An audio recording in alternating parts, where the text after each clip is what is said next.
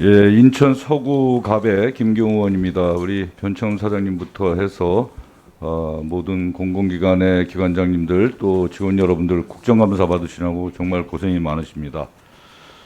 이게 이제 국토부 산하의 여러 기관이 있잖아요. 사장님, 변창훈 사장님께 여쭤보는데요. 거기에 이 1,000억 이상 공공기관 발주 공사 중에 LH가 산업재해가 제일 많은 걸로 나타나고 있어요. 그래서 공사 물량은 매년 뭐 거의 비슷하게 나가요. 2017년도에 22곳 나갔고, 18년도에 15곳, 19년도에 24곳. 근데 제자 수는 17년도에 188명, 18년도에 226명, 2019년도에 312명. 이게 매년 증가해요. 그리고 제가 민간 쪽에도 1,000억 이상 공사를 보니까 민간 쪽의 발주 건수는 올라가고 있음에도 불구하고 전년 동기 대비해서 제자 수가 1.7% 민간은 감소를 합니다. 이게 이제 LH가 앞으로도 건설 현장도 많고 또 착공 물량도 증가하고 있는데 이 산업재해 부분에 대해서 이거 심각하게 좀 고민을 좀 하셔야 될 것 같아요. 그러니까 이게 이제 건설 안전에 우수한 업체를 선정해야 할 필요가 있다고 보는데 지금 LH가 종합심사 낙찰제로 하죠. 예, 예. 거기를 보면은 이제 안전에 대한 가점이 300억 이상은 0.8점, 300억 미만은 0.6점의 영향력이 없어요. 변별력이 없다 이거죠. 그래서 이게 아마 종합심사 낙찰제가 기재부에서 만든 제도죠. 이게 그죠? 예. 그래서 계약 예규를 통해서 그러니까 계약 관리를 예규에서 그래서 LH가 이 안전에 관련돼서 앞으로 이 안전이 되게 중요하고 현재도 그렇지만 제가 그래서 건산법도 제가 개정안도 내고 그랬는데 이거에 대한 대책을 짤막하게 좀 말씀을 좀 해주십시오.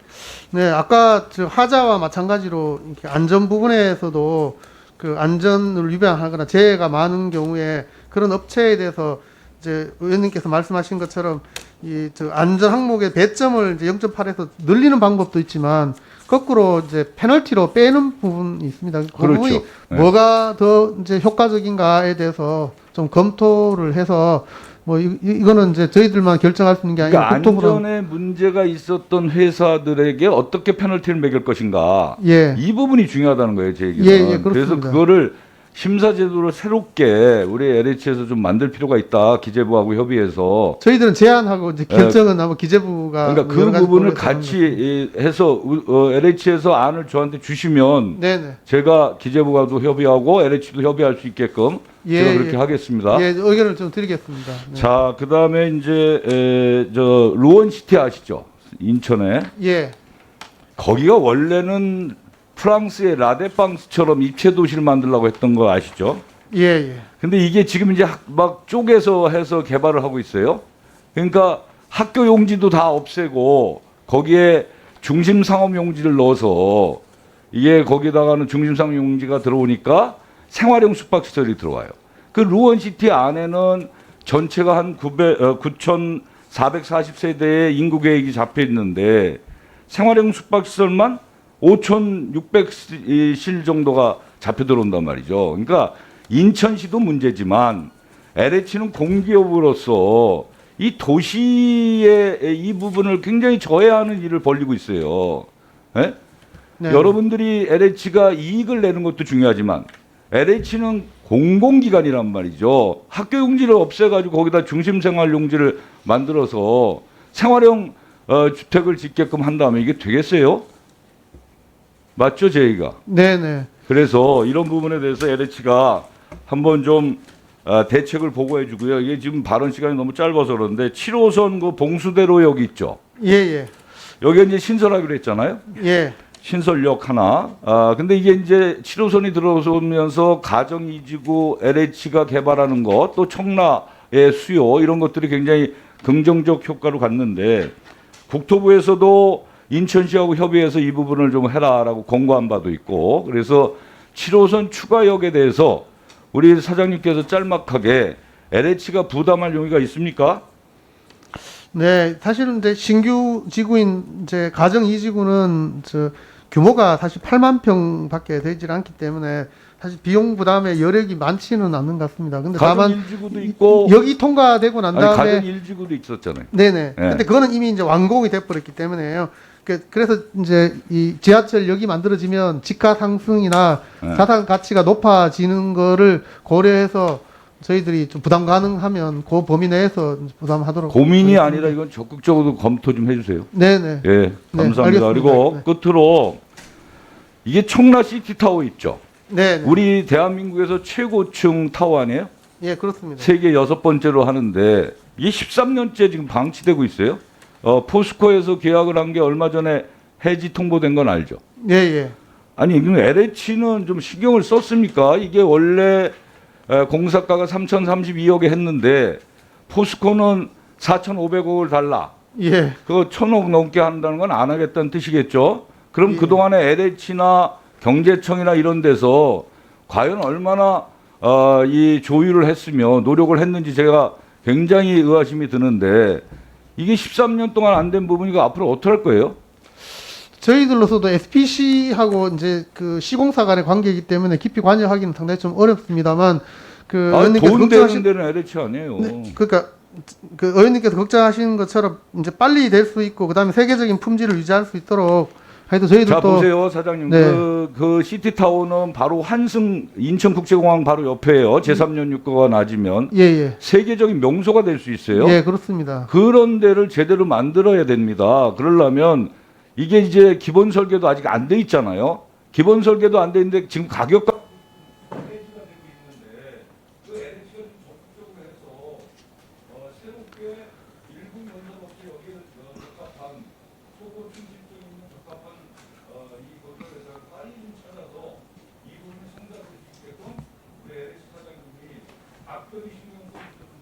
네, 잘 알겠습니다. 그 인천경제자유국 청장님하고 좀 협의를 해서 저희들이 민간 사업이기 때문에 더 돈은 저희들이 내지만 그좀 관여하기 상당히 쉽지는 않습니다만 하여튼 그 조기에 그리고 또 세계적 품격을 유지하는 건물이 되도록 적극적으로 좀 관심을 가지고 지원하도록 하겠습니다. 적극적으로 좀 관심을 가지고 지원하도록 하겠습니다.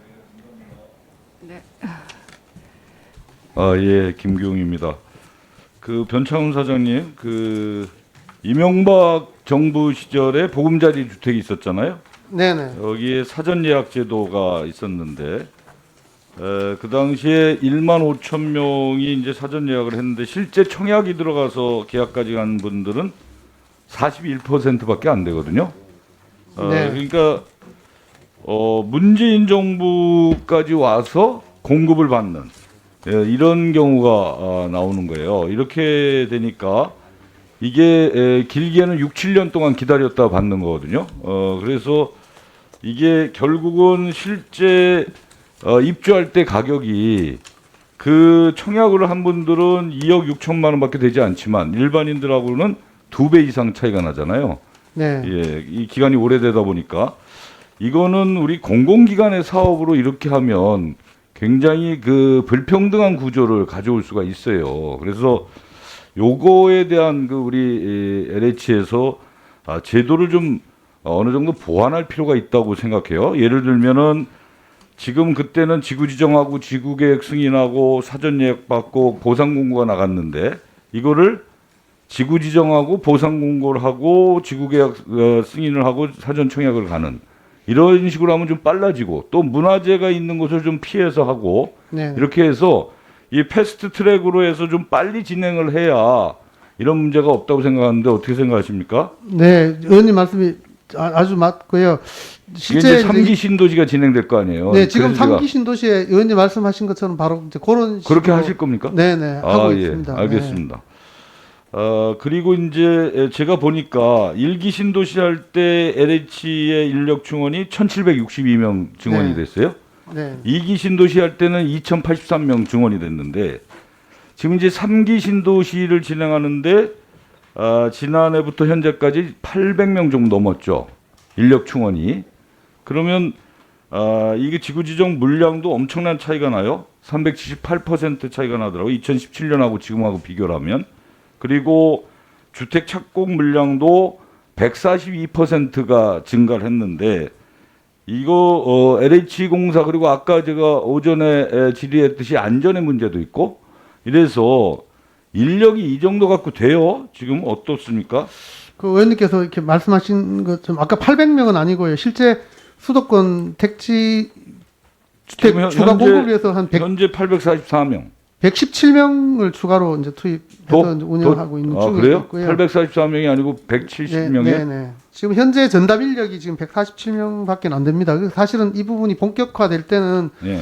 뭐 저희들이 지역 본부에서 이제 담당을 하고 있지만 상당 부분이 좀 필요하고 특히 이제 수도권의 3기 신도시 외에 추가로 이제 서울권의 주택 공급 목표가 워낙 많이 늘어났기 때문에 그 부분까지 고려하면 사실 인력에서 상당히 좀 저희들 장애 요소가 있습니다. 특히나 이제 주거복지 서비스라든지 도시재생이라든지 뭐 지역 균형 발전 같은 새로운 그 수요들이 많기 때문에 저희들로서는 상당히 좀 그러면은 우리가 이제 종감할 때쯤이나 16일날 국토부 하기 전에 우리 사장님께서 어느 정도 인력이 필요할 것인가를 예. 저한테 주시면 그걸 제가 본부 국감할 때 이 문제를 좀 제기를 하려고 합니다. 그래서 좀 그 인원에 대한 부분을 좀 말씀을 주셨으면 좋겠습니다. 네, 뭐 이 네. 부분은 저희들 또 국토부나 또 기재부랑 또 계속 좀 협의를 하고 있습니다만 네. 하여튼 저희들 의견을 한번 정리되는 대로 한번 네, 그렇게 꼭 주세요. 말씀드리겠습니다. 그리고 이게 이제 방송도 나오고 그랬는데 이게 영구임대 주택 있잖아요. 영구임대. 거기에 보면은 이게 외제차를 타는 분들이 많아요. 그거 알고 계시죠? 예, 예. 근데 이게 이제 그것도 외제차도 아주 비싼 고급 승용차를 타는데 영구임대 주택 차량의 등록 제한 상한액이 2,468만 원으로 알고 있거든요. 예, 예. 예. 근데 뭐 1억 넘는 차량도 많이 타고 이렇게 되는데 이거를 한 번 정도는 더 임대 기한을 연장을 해주죠. 지금 그럼에도 불구하고 그죠? 23년까지 아니 아니 두번 지금도 예. 원래는 3번 유예하다가 이제 2023년 가서는 한 번 더 유예하는 걸로 이렇게 바뀌었잖아요. 맞죠? 그때는 아예 안 되는 걸로. 안 되는 걸로. 예, 예. 예? 23년으로 23년에는 네. 아니 23년부터도 한 번 더 예, 예. 해주더라고 연기를. 이걸 왜 연기해줘요? 지금 기존의 주택을 이미 차량을 구입한 사람들을 처음에 들어갈 때는 이제 그런 차량이 없다가 들어가서 차량을 구입하는 거 아니에요? 네, 네, 네. 이거는 바로 잡아야지. 왜냐면 2만 명 가량 지금 줄져서 기다리는 거 아니에요? 그 영구임대 아파트 들어가려고. 네. 이거 그분들하고 비교하는 게 형평성이 안 맞죠. 뭐 저희들도 그 점에 대해서는 좀 안타깝게 생각합니다만 이미 이제 정책 결정이 돼 있는 상태에 있기 때문에 뭐 새롭게 그 불이익을 주는 정책 결정에 상당히 좀 어려운 면이 있어서 저희들이 항상 이 부분에 대해서 좀 조심스럽게 접근하고 있습니다. 좋은 게 아니라 여기는 원칙이 있어야 되거든요. 그래서 그 원칙을 한번 정해서 저한테 좀 제출을 해주시기 바라겠습니다. 네, 네. 알겠습니다. 네, 수고하셨습니다. 하용재 의원님 질의하시겠습니다. 예.